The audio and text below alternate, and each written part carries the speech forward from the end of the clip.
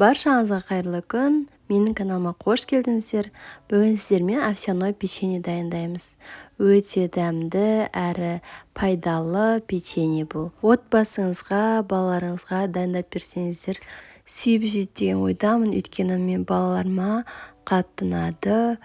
Осы печеньені енді жасап тұрамын.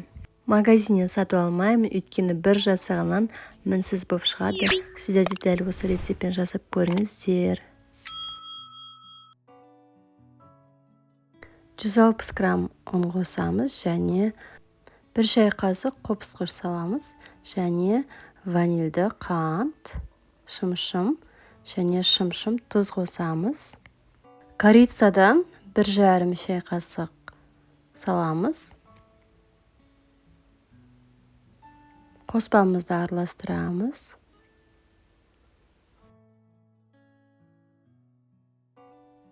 Екі жұмыртқа қосамыз.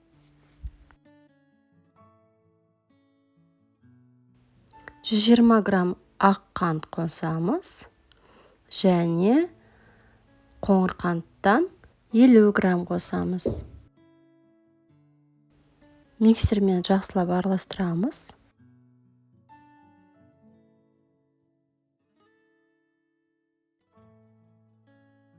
«110 граммдай сары май қосамыз.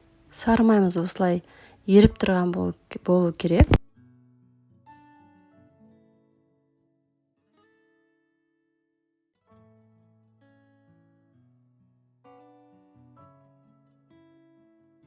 Миксермен жақсылап араластырған соң, құрғақ құрамдарды саламыз.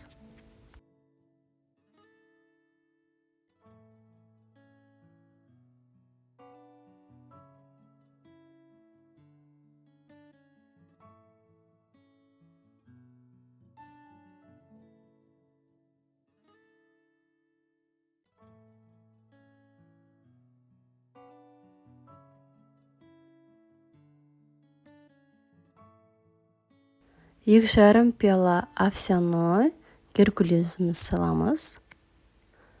Және 1 пиала мейізіміз саламыз.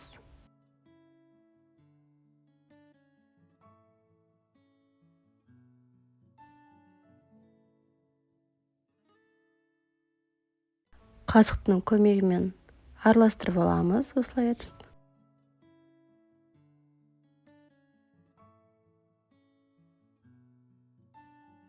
20-30 минуттай тоңазытқышта қалдырамыз. Духовкамызды 180 градуста қыздырып аламыз және печеньемізді осылай етіп домалақтап осылай саламыз.